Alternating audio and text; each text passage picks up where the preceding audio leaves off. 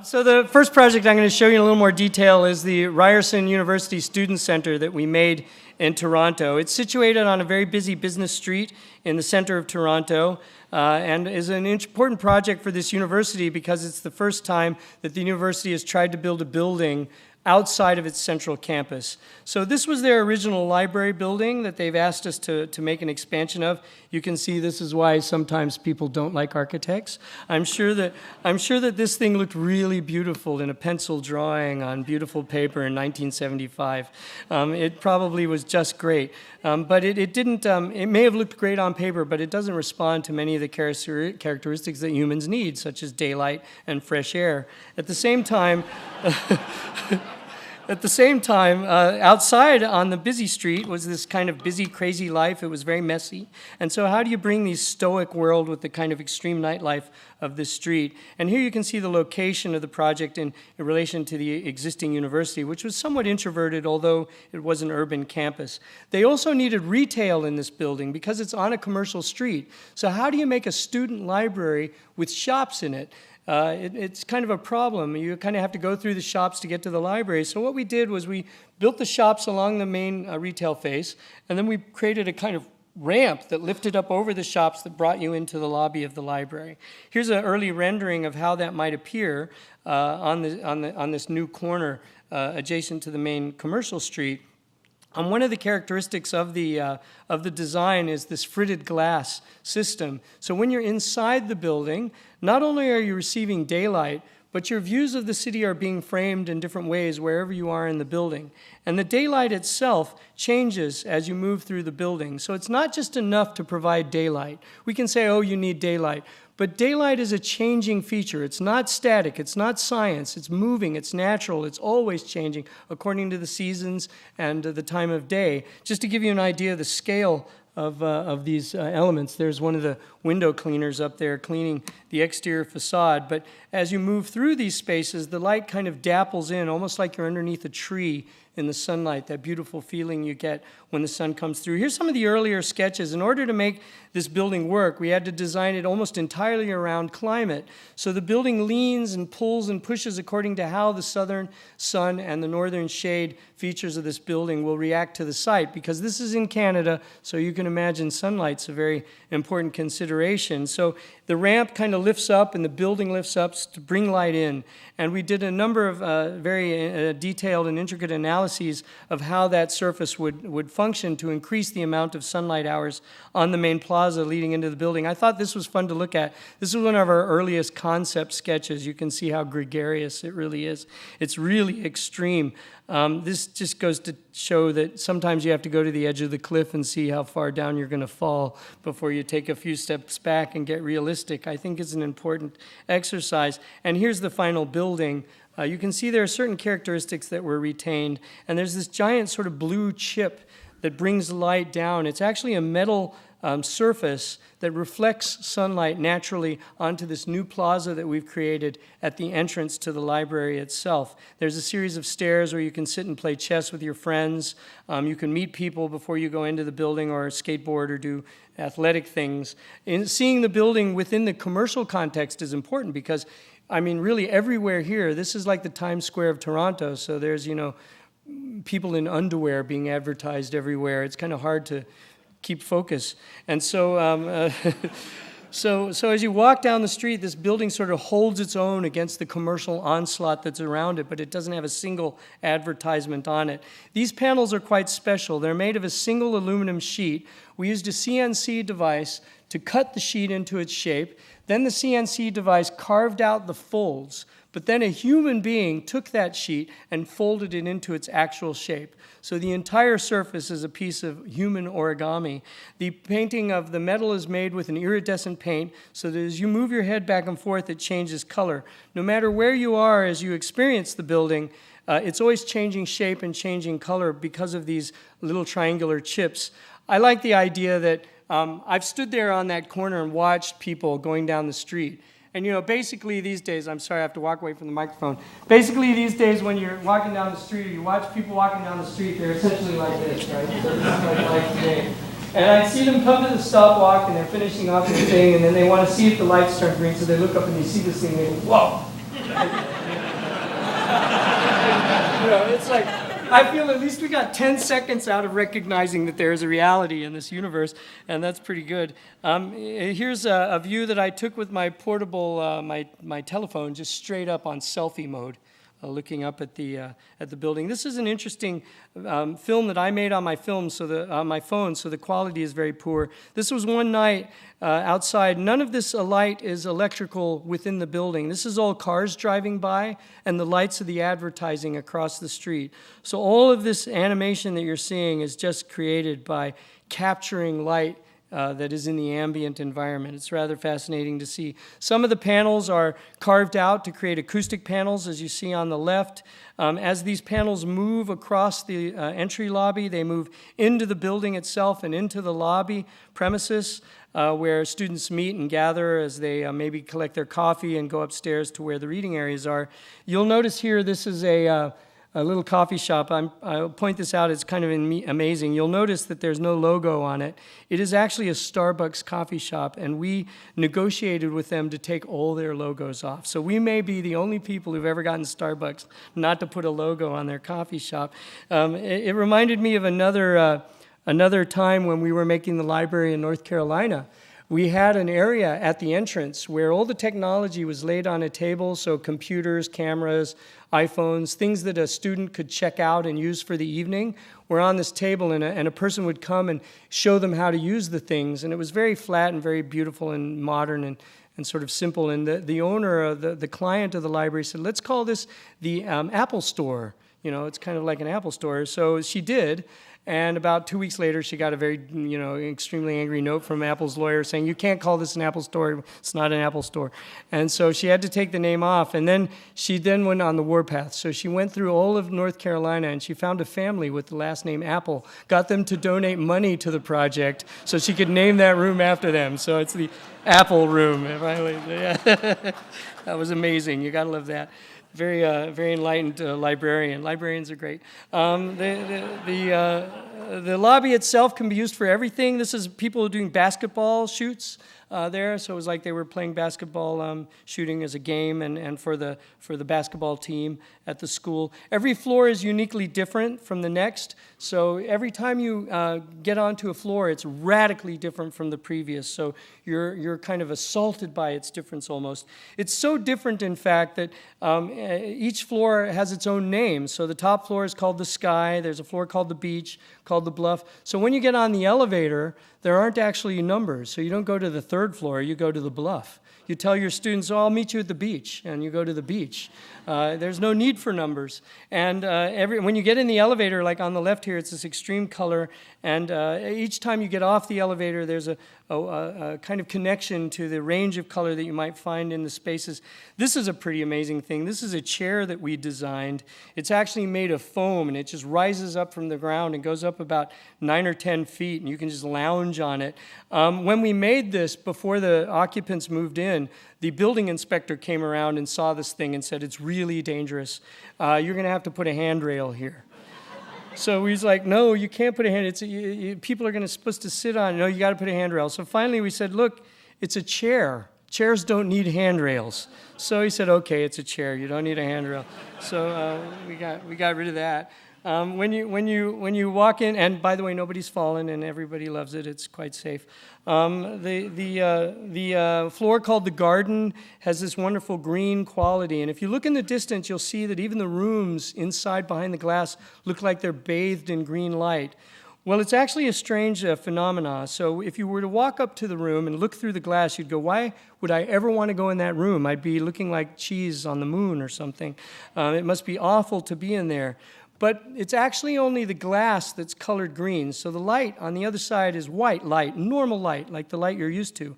As long as the light is stronger on one side of the glass than the other, the color moves towards where the light is least strength, has least strength. So on the outside, the room looks green. But you step inside and it's absolutely normal.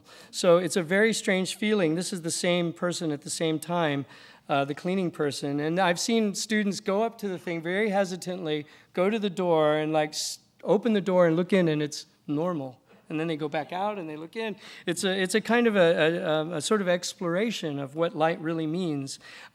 It's a very important factor in the building, and so on one floor, which we call the sun, which is created with these bright red warm lights, which you can imagine in Canada is a nice kind of thing to see.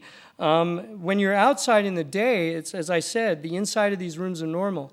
But at night, after the classrooms are no longer being used and the lights are turned off, the effect is reversed. So inside the classroom, it's bright red. So now students will go into those rooms at night just to like bask in the light.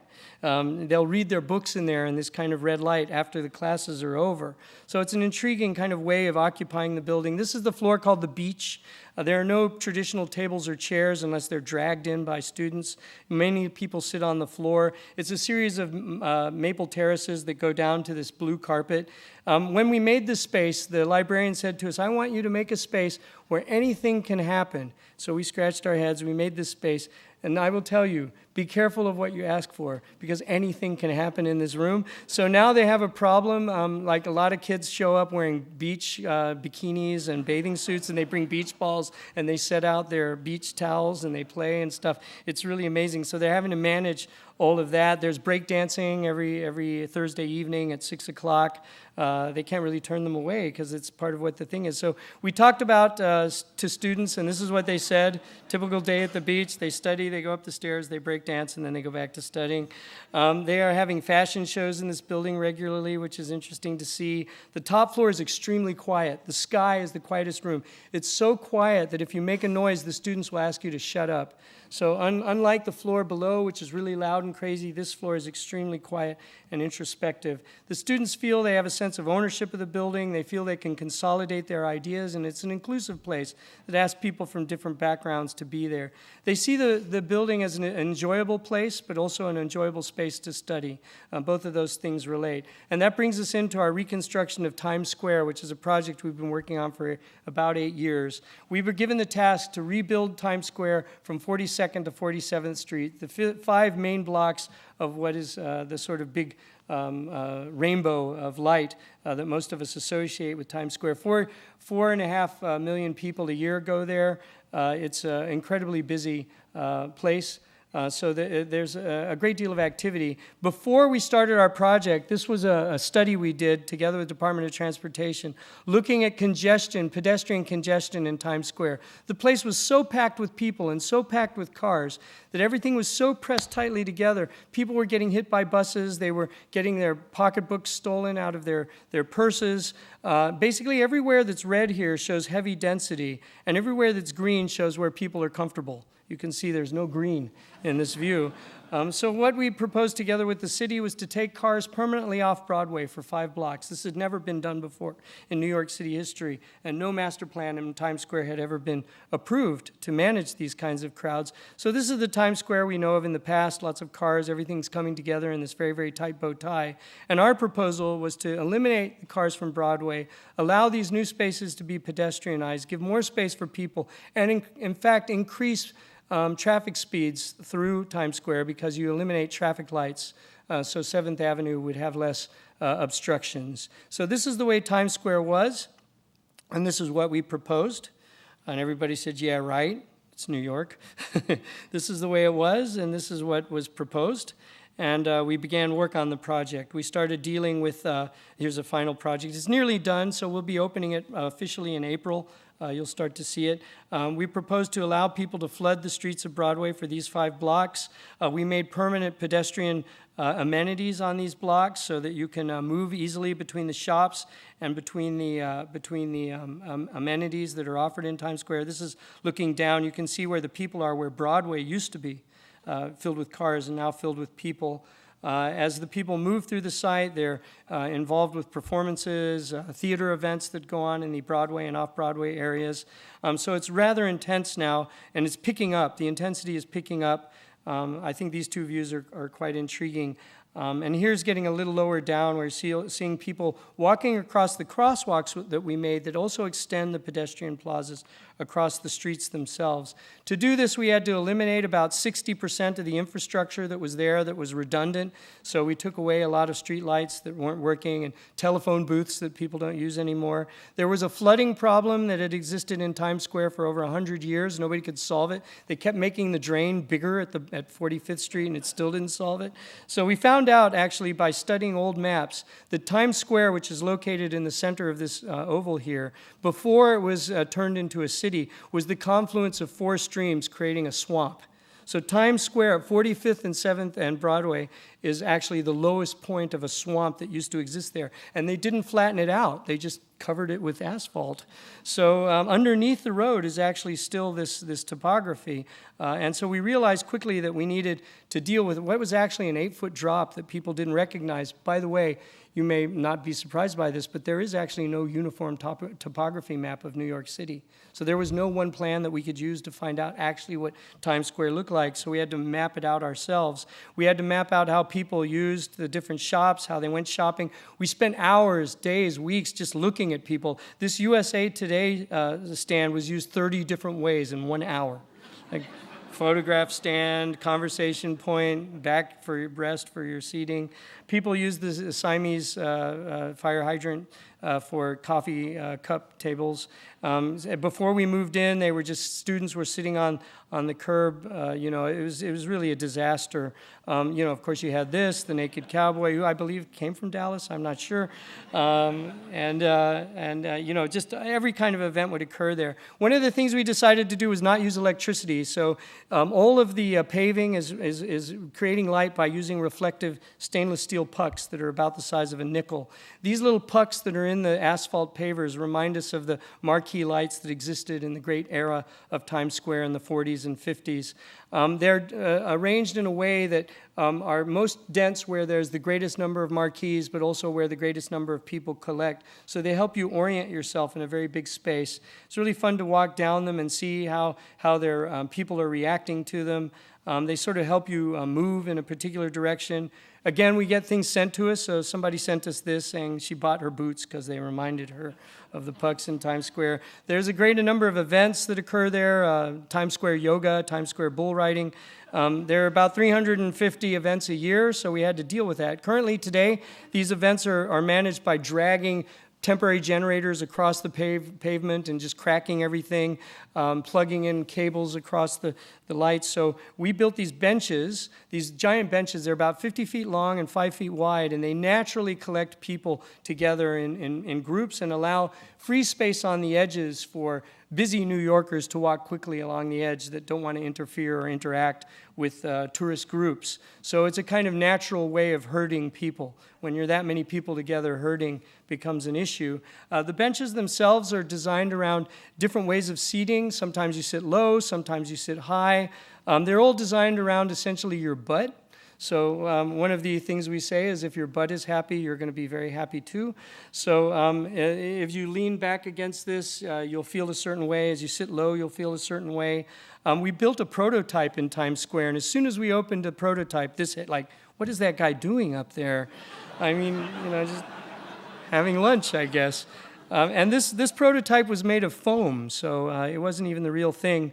Since then, we've started to install the real benches. They're occupied constantly in different ways. I like to watch people sitting on the high part and people sitting on the low part and how they act differently depending on how high their feet are off the ground.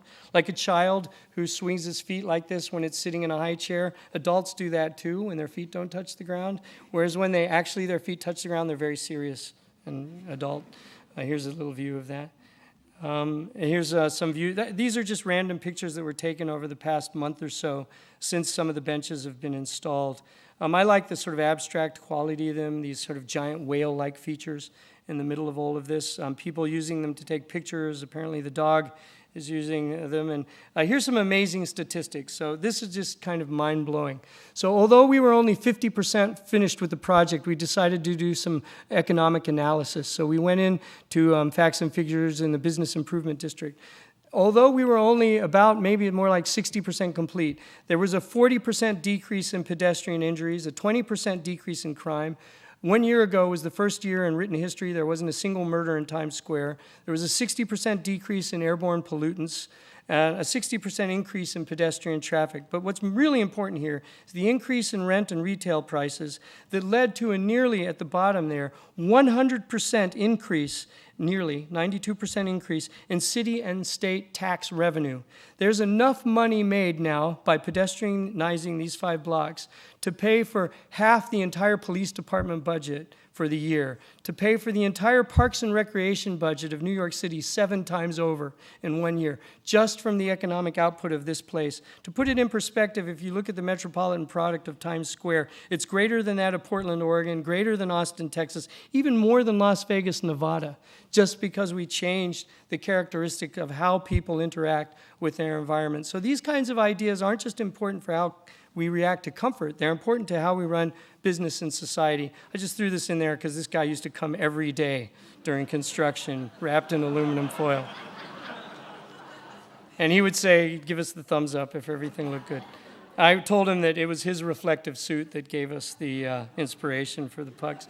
We're also working now, that project has led us to redevelopment of Madison Square Garden. So we're the architects in charge of redesigning Madison Square Garden and Penn Station. We're pedestrianizing 33rd Street. We're creating more public space, working with retail and mixed-use developments to create better retail and rents for the owners of these buildings, making public space that helps add value to these new developments around the square. So this is the way 33rd Street looks today, and this is, we're proposing to make it more accessible. This is a look of the other direction towards Madison Square Garden and how you'll be able to access Penn Station. We're going to add skylights into Penn Station. So this is perhaps one of the more dramatic views. This is from exactly the same location. So we're going to plow holes through the street because it's closed off and bring daylight down into those places. So I'm getting close to the end here. I wanted to show you the SF MoMA project. We just finished. You've probably read a lot about it. One of the things you have to ask yourself when making a museum is, what the heck is a museum? You know, it's actually a big question, one of those unanswerable questions. Is it a cabinet of curiosities? Is it a spectacle that draws people to it? Or is it kind of like a mausoleum where I guess the idea is the art's so fantastic inside it'll knock you dead and they won't actually have to take you out of the museum? So, you know, it has all the, it's wrapped up in all these amazing ideas that represent culture and civilization back actually to the time of the Alexandria Library. In San Francisco, the Museum of Modern Art was once housed inside of a Beaux-Arts building that was really very introverted. Then Mario Botta built a new building south of Market that was this kind of massive, almost monolith that stated its claim in this area that had been actually more or less neglected. And the new building was meant to expand outward, to open up the museum to new types of people, to new demographics. It needed to relate to its surroundings, so we created a series of terraces that led from the Botta building up to a nearby Art Deco commercial tower behind. So our building is the white building in the midground between the Deco Tower and the Botta building in the foreground. So there's a kind of wedding cake idea that helped relate these buildings together. Here you can see the two structures before and after. We tried to create something that was a dancing partner with Mario Botta's work. As you approach it from other streets where you can't see the Botta building, for example, Howard Street, it's this ripply facade that leads your eye up. I like to take pictures of our buildings from awkward places because I'm so tired of architectural photographs that sort of make this perfect view and everything's perfect and there's no people in it, but damn, it's perfect. And so it's just not the way we see things. And so I'll walk around and I'll find myself underneath a fire escape and try and understand what it looks like, or go down an alleyway and look at it. Just looking at it from perspectives that are actually more like the way people might see it in the street. The further away you get, the interactions and juxtapositions get stronger. This picture on the right was fun. Somebody sent it to me. They said, Craig, I was in the Colombian consulate and I looked out the window and I saw the building. And so you see how it sort of moves through the city. Here's an amazing thing. I was given the opportunity to actually climb the Oakland Bay Bridge. So a friend of mine was the artist who was working, or part of the art group that was working on installing the Bay Bridge lights. So we got permission to climb up the catenary curve all the way to the top of the bridge. It was amazing. I got to do this. And when I got to the top, I was like, oh my God, I bet I can see SF MoMA. So there you can see it right there in the distance, if you can see past my head. The amazing thing about it is you'll notice it's one of the few horizontal things. A museum can afford to be horizontal. Commercial buildings have to be vertical. They build out to the property line. They go straight up into the sky. A museum has a different kind of connection to its surroundings, and to play up that horizontality was interesting to me to see that it was even apparent from this distance away. The facade and ripples almost feel like a climactic condition, the kind of fog that you might see in San Francisco working its way through the city. Sometimes I joke that the fog is the busiest thing in San Francisco. It's like everyone else is having coffee and the fog is doing all the work. The water is a very interesting component of the city, the way the bay, the waves lap up against the shore. So we were working on these kinds of ideas. We made this really rough model out of shotcrete, which is a cheap form of concrete on the left. This is a tiny model about the size of your fist. When we pulled the formwork off, the model didn't go the way we had planned, and it left all these weird ripples and strange lines. We did not plan that. And that's when we first realized how these ripples might be formed, and we made these prototypes out of a lightweight fiber-reinforced concrete panel just nearby in the Bay Area. The concrete panels are only 1/4 of an inch thick. They're formed over a foam CNC routed form, and then that form is used to ship the panels to the site. What's amazing about all of this is that because of the technology that exists today, it was cheaper to make 650 absolutely unique custom panels than it was to make a unitized repetitive system. Because the robot that carves out each of these things doesn't care. It just carves out whatever the electronic tells it to do. So you take this stuff back, you regurgitate it into the machine, it lays a new set of foam, and the robot cuts another thing, and you press a new thing on top of it. You can do repetitive system, but then the foam is more expensive. And you pay all that money just to get repetitive units, so it's not worth it. Also, the fact that the foam creates an undulating form for us means that the actual surface, the panel, is lighter than a traditional facade system. So our building, although it's nearly over double the size of Mario Botta's original museum, it actually weighs 30% less than the original building, which is good for the environment and a kind of an intriguing idea. Here's looking up towards these panels, and when it rains, there's a very nice quality as the water ripples down the edges. People like to touch it. There's only one place in the building where you can touch it, and it's fascinating to see the oils of people's hands building up where they touch it. Sometimes when you look down from the nearby apartments, you see people cohabitating with the building, moving across the balconies. This is a picture without any Photoshop. This is at night, and the ripples are just capturing the ambient light of the nearby skyscrapers. And so it's intriguing to see how it grows through the day. The building's set behind the existing Botta Museum and connects to a set of laneways. Those laneways connect to a new Transbay a train and bus terminal. And today those laneways are abandoned, so all the buildings are empty. These are family-owned businesses in San Francisco that have had no life for the past 30 years. And once we created the building, suddenly these streets are opening up. So we made a new passageway along the edge of the building that would allow you to see into these laneways, so the building bows to connect your eye and connect your body through to these little passageways, rather than blocking them off, as we very well could have done. So this is a kind of a strange thing. This is a rendering, and this is the real thing. So it's like, why do we bother to build anything anymore? I mean, the rendering is just as good. Kind of scary. The building itself has 3 new entries. It used to be just one entry. You can enter it from one of the little laneways, which is more kind of has a nightlife feel to it. You can go to the theater at night.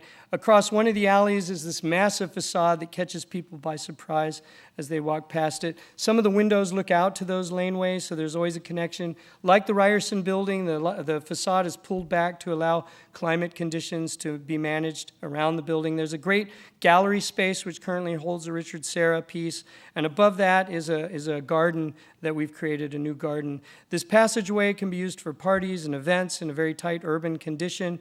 Everybody, whether they enter through the Botta building or through the SNØHETTA building, all come to the middle, to the art court, and they begin their journey. As you turn back and look towards the street gallery on Howard Street, you look down onto the Serra piece. It's rare to get a view of a Richard Serra piece from this angle. Normally we see it from a traditional eye level at the ground.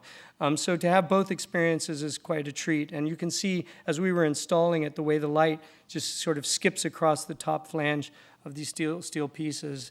People like to hang out on those benches and have coffee and read their newspaper. You can see all the way through the building, and it connects to this vertical atrium that Botha made. We had to change the stair on the left, which Botha made. It was no longer code compliant.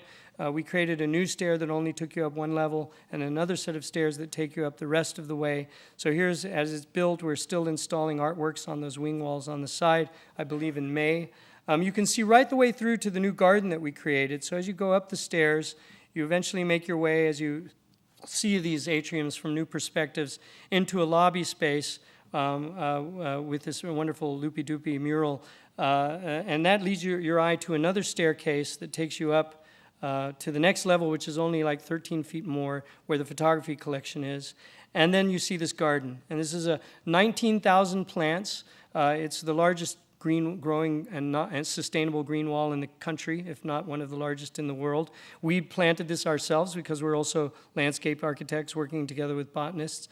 50% of the plants are from the San Francisco area. We created a Calder gallery that's inside the museum, and just outside in the outdoor space are more Calders with the green as a backdrop. This is the planting plan for that wall, which is really wonderful. As you look down from the bridges, you see it in different ways. There's a wonderful seagull piece that is framed also by the garden. Sometimes I think the garden gets more excitement than some of the artwork. People just love to have their picture there, but it helps people connect to modern art, which is a big challenge. I like when you look straight up and you get the garden wall. Imagine that you're not looking straight up and you're actually looking flat across the landscape, and you have a forest on the bottom and sky and clouds overhead. The building is separate from Botha's building in that it's more organic, and you start to see that characteristic of the geometry as you move back and forth. There's a great set of staircases that take you all the way up to the top of the building. Again, so in the previous building, 10% of the people used the stairs and 90% used the elevator. Now 80% use the stair and 20% use the elevator, because the stairs are a journey in and of themselves. And they were inspired by, of course, these great works by Thibault and Diebenkorn and others of the San Francisco landscape. There are places where the glass creates these double exposures that are exciting to people. There's always a bench at the top of every stair where you can sit and relax. Some of them have views of the garden. Some of the stairs lead you right into these core galleries, which are very, very simple rectilinear galleries that highlight the art rather than the architecture. All of the air and infrastructure is integrated into the galleries themselves, so there's nothing to take your eye away from the works of art. You'll notice very few cans in the ceiling because these coves have all the ambient light set in them, so we could reduce can light, which reduced 30% of the energy use of the building. All of the air comes from these features on the top, so there's no vents on the ground, on the base, or through the middle. Everything comes from the wall and goes back up through the ceiling. As you move through the galleries, you begin to see different types of works of art in different types of light conditions. By the way, I did recognize that people who wear black and white tend to look at black and white art more than people in color look at colored works. Somewhat true. The coves themselves were heavily engineered to create the perfect balance for light temperature. Here you can see one of the prototypes and a detail of that in the ceiling. I love this picture where the lights aren't even on, and it's the Flavin piece that sits in the corner. This is Agnes Martin in a room that's more temple-like underneath those same coves. That's natural light coming in to the Agnes Martin space. At the top of the building, it's a raw space for contemporary art. One of the exciting features of the building are the toilets. So most people are kind of shocked. They go to the toilet thinking they're just going to go into a toilet, and instead they get this massive rush of color. So again, like in Ryerson, this room is not, her dress is white. And the light is white. So what's happening is the white light is reflecting off the red and hitting white on her dress and making it red. But interestingly, the way the light works, when you get close to the mirrors where the light's stronger, your skin complexion goes back to normal. So most people, especially women, say, how do I put my makeup on? It's actually normal light at the mirrors, but quite bright in the toilets areas themselves. Everyone takes, these are the most Instagram toilets, I think, on the planet. So it's led me to a little theory, which is if we could get people to spend 10 more minutes a day in the toilet, the world would be a better place. So this is our first step. This is our staff architect, our project architect doing the punch list in the toilet. So you can see it's just a fairly ordinary, boring corridor that's white, and then you open the door and it's this blast of magma. It's rather impressive. There's a lot of terraces that we've made, and you can access the terraces and see the city. We've planted the terraces. There's new bird life and insect life starting to inhabit the building. That's intriguing. We're working with a lot of zero energy buildings, so very quickly I'll show you. This is the world's most advanced zero emissions building.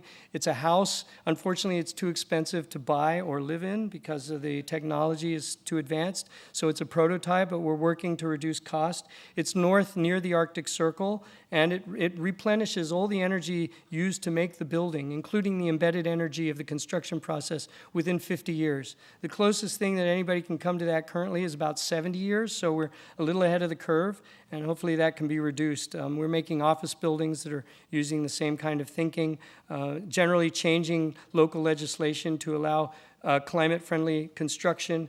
This is a rather amazing band shell that we made a few years ago. I'm just going to finish off. We're made a transit station in Saudi Arabia. It's under construction. We just won a competition to make this bank headquarters in Beirut, which is rather exciting. We just started. We made a doll's house, which was fantastic, for an auction for a children's hospital. And in the end, this building was about 3 square feet, so it's by far the most expensive cost per square foot of any building we have. I guess it's around $30,000 a square foot. You saw the building and it would look normal, and then you reached into this sort of opening and you would pull it open, and inside would be this wonderful world. So the idea was to get young children who play with doll houses to realize that design is more than just the traditional look of things. It's about how it works and how it interacts. So we made all these spaces, including this wonderful little garden that appears only when you open the building. We bought some of the furniture, but not all. We made this little mouse hole you can see on the bottom there. There's actually a little mouse in there, and we built it all together. It was a lot of fun. We're doing some branding work. We made some cognac labels and some wine labels. We made some shops for Aesop. This is a crazy project. We won a competition to redesign the national currency of Norway. It's actually being printed now, and it'll be distributed in about 2 months. The idea was to create a beautiful work of art that was a landscape of Norway, and if you were to cut all of it out and glue it together, it would make a work of art that was exactly equivalent to the amount of money you just cut up to make the work of art.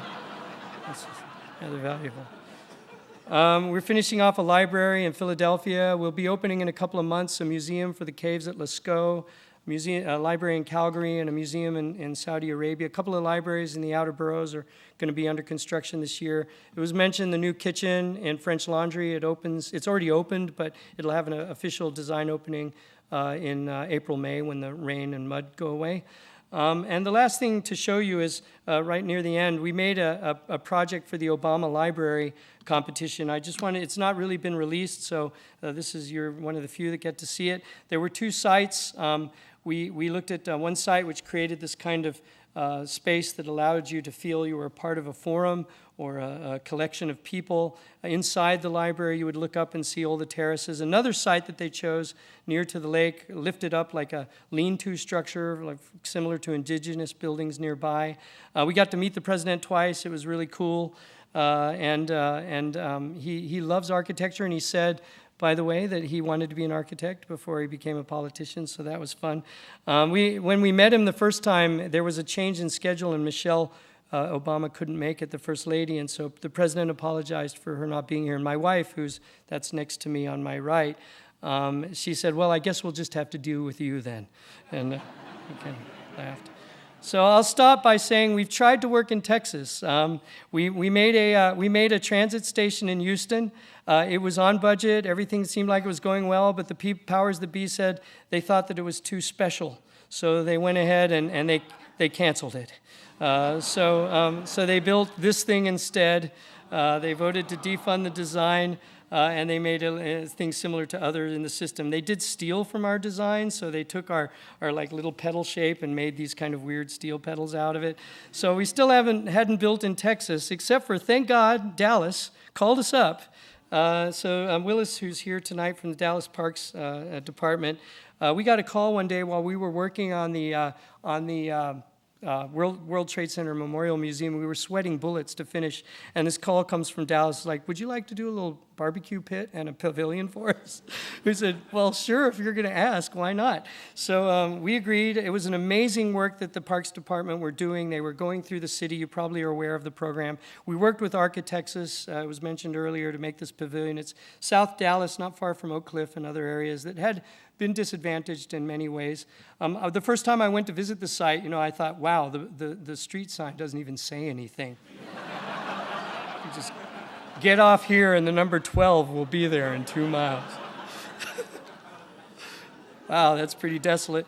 We found, though, that when we got there, okay, there was a lot of trash, but the neighborhood was really interesting. The people were very proud of their neighborhood, but the park had fallen into disrepair. So in addition to making a pavilion, we were going to come in and fix the drainage system and make everything better. This was the flooding that was occurring there. There's the old pavilion in the background. It was really funny. I mean, we all showed up for the site visit. It was like a bunch of architects dressed in black from New York coming to this place. But we did see there was great pride in the community. This was a really interesting hedge that we saw today. So here's the architects making the site visit, in the middle of this. It was a beautiful day in the spring, and all the grass was green, and that's the old pavilion there.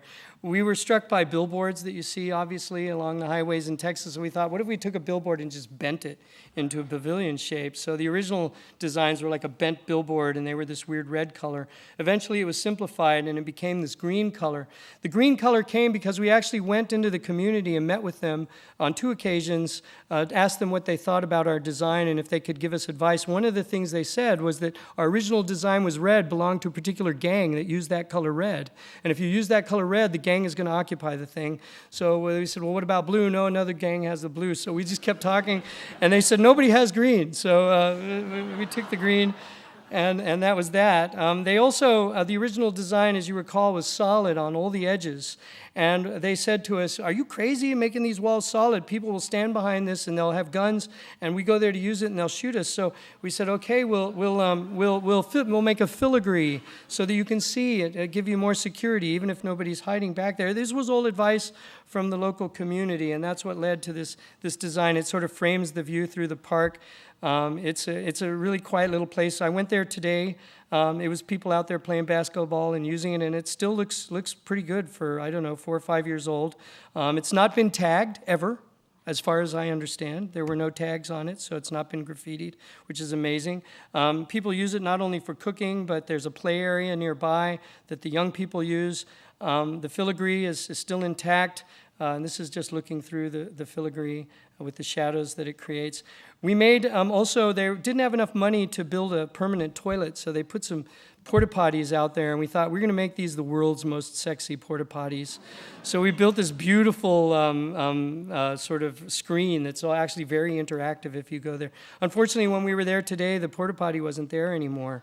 I don't know, somebody maybe took it, but the screen is still there, and I took pictures, but I couldn't load it on because couldn't get the internet to work. But now that the porta potty is gone, it looks like this beautiful Donald Judd or maybe a Dan Flavin work of architecture in this place. It's really amazing to see. So I'm going to stop with one last thing that I'd like to share with you, because I'm from Texas in some ways. When I was in school, I took a Texas history class, and one of the things I learned, and maybe some of you know this, but I bet many of you don't, when the Spanish first occupied Texas, they wanted to name it after their king, King Philip.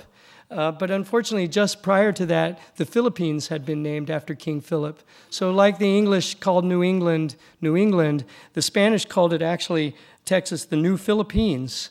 So if there was a period of time for about 35 years when Texas was referred to as the New Philippines, Nuevos Filipinos by the Spanish. And I always thought that was amazing. Like, wow, what if the name wouldn't have changed? We'd all be proud to be New Filipinos. Or, I went to the University of the New Philippines. It's, in Arlington. It's fantastic.